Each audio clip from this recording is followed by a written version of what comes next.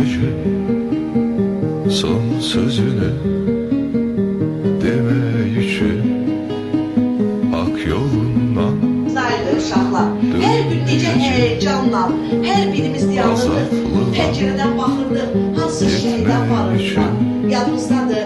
Hardasa siqnallar verə-verə maşınlar gedirdi, hamısı heyecan içində, yadımızdan o nəşvətləriniz, inşallah və siz şahidlər.